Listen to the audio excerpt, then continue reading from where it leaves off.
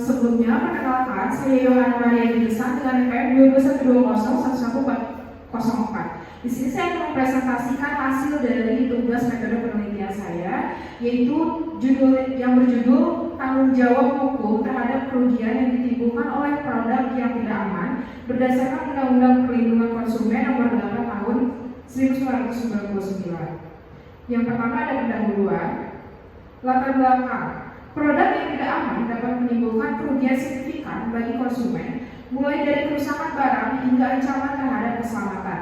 Di Indonesia, hal ini diatur dalam Undang-Undang Nomor 8 Tahun 1999 tentang Perlindungan Konsumen yang mengharuskan produsen menyediakan produk yang aman. Namun, penerapannya seringkali terkendala, terutama dalam konteks hukum perdata. Produsen bertanggung jawab jika terbukti lalai memenuhi standar keselamatan. Kendala utamanya mencakup kurangnya pemahaman konsumen, sulitnya pembuktian, dan akses hukum yang terbatas.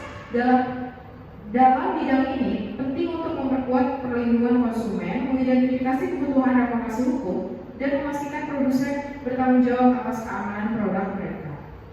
Lalu ada rumusan masalah yang saya angkat. Di sini saya mengangkat dua rumusan masalah. Yang pertama, apa yang dimaksud dengan produk yang tidak aman dalam konteks hukum perdata. Lalu yang kedua, bagaimana tanggung jawab hukum produsen terhadap kerugian yang ditimbulkan oleh produk yang tidak aman.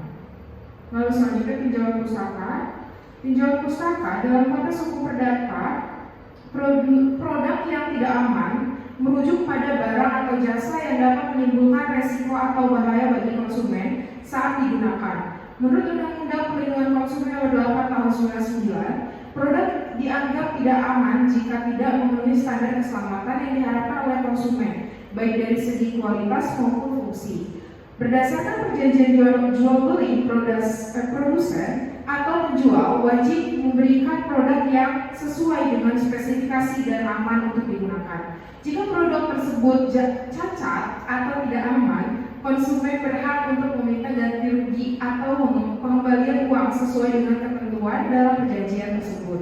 Konsumen juga dapat mengajukan gugatan berdasarkan pasal 1365 KUH Perdata yang mengatur tentang perbuatan melawan hukum. Lalu dalam praktiknya, jika terjadi kerugian akibat produk yang tidak aman tersebut, konsumen memiliki beberapa opsi hukum untuk menuntut ganti rugi. Mereka dapat mengajukan gugatan ke pengadilan atau melalui Badan Penyelesaian Sengketa Konsumen atau BPSK untuk menyelesaikan sengketa secara litigasi. Produsen juga diwajibkan untuk menarik produk dari peredaran jika terbukti berbahaya bagi konsumen. Lalu selanjutnya metode penelitian yang saya angkat, yaitu yang pertama jenis penelitian. Jenis penelitiannya itu penelitian yang digunakan oleh penelitian hukum normatif atau yuridis normatif. Penelitian hukum normatif menggunakan studi kasus hukum normatif berupa produk hukum. Pokok kajiannya adalah hukum yang dikonsepkan sebagai norma atau kaidah yang berlaku dalam masyarakat dan menjadi acuan perilaku setiap orang. Penelitian ini difokuskan pada norma-norma hukum positif yang berlaku di Indonesia dalam konteks hukum perdata terkait tanggung jawab hukum atas produk yang tidak aman tersebut. Lalu tipe penelitiannya ini adalah deskriptif analitis yang bertujuan untuk menggambarkan secara sistematis dan terperinci tentang aturan hukum yang mengatur tentang tanggung jawab produsen atau penjual terhadap produk yang tidak aman tersebut. Lalu penelitian ini juga menganalisis penerapan aturan hukum tersebut dalam konteks hukum perdata.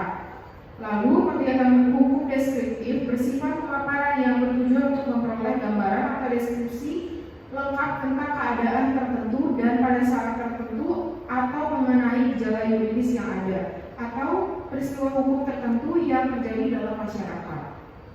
Lalu selanjutnya pendekatan masalah. Penelitian ini menggunakan beberapa pendekatan dalam metode yuridis normatif melalui pendekatan undang-undang atau statute approach. Pendekatan perundang-undangan adalah pendekatan yang dilakukan dengan menelaah semua peraturan perundang-undangan dan regulasi yang bersangkut paut dengan isu hukum yang ditangani. Dalam metode pendekatan perundang-undangan, saya perlu memahami hierarki dan asas-asas dalam peraturan perundang-undangan. Peraturan perundang-undangan adalah peraturan yang tertulis yang dibentuk oleh lembaga negara atau pejabat yang berwenang dan mengikat secara umum. Pendekatan ini mengkaji peraturan perundang-undangan yang berlaku di Indonesia seperti KUH Perdata dan Undang-Undang Nomor 8 Tahun 99 tentang perlindungan konsumen, dan pendekatan kasus atau case approach dengan menganalisis putusan pengadilan yang berkaitan dengan tanggung jawab produk yang tidak aman, baik di Indonesia maupun di negara lain sebagai bahan perbandingan. Lalu data dan sumber data yang saya ambil itu data primer, data sekunder, dan data tersier. Data primernya itu terdiri dari Kitab Undang-Undang Hukum Perdata, lalu yang kedua Undang-Undang Nomor 8 Tahun 99 tentang perlindungan konsumen, lalu peraturan terkait keamanan produk dan standar kualitas. Lalu data sekunder terdiri dari buku-buku teks tentang hukum perlindungan konsumen dan hukum perdata, lalu yang kedua artikel jurnal ilmiah yang relevan, lalu yang ketiga doktrin hukum dari para ahli yang membahas tanggung jawab produk, lalu yang ketiga itu data tersier yang terdiri dari ensiklopedia hukum, kamus hukum, dan indeks hukum yang membantu dalam menemukan bahan hukum primer dan sekunder. Lalu metode pengumpulan data yang digunakan adalah studi kepustakaan atau library research. Data dikumpulkan dari sumber-sumber tertulis seperti peraturan perundang-undangan, putusan-putusan pengadilan terkait, ataupun literatur dan tulisan akademik. Lalu analisis bahan hukum. Data yang telah diperoleh sebagai hasil penelitian dianalisis dengan menggunakan analisis kualitatif, yaitu menggambarkan kenyataan-kenyataan yang ada berdasarkan penelitian yang telah dilakukan, kemudian dikemukakan dalam bentuk uraian yang sistematis dengan menjelaskan hubungan antara berbagai jenis data. Setelah analisis data dilakukan, selanjutnya ditarik kesimpulan dengan menggunakan metode induktif guna menjawab permasalahan berdasarkan penelitian. Terima kasih. Sekian presentasi dari saya. Apabila teman-teman sekalian ada yang ingin bertanya, dipersilakan.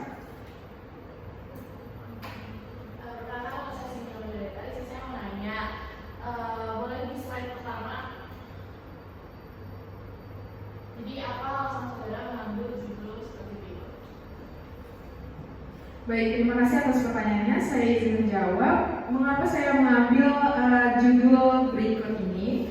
Karena melihat pada belakangan ini banyak sekali produk-produk yang tidak aman yang beredar di Indonesia. Maka dari itu, saya tertarik untuk mengambil judul ini dan mengangkat judul ini untuk penelitian saya.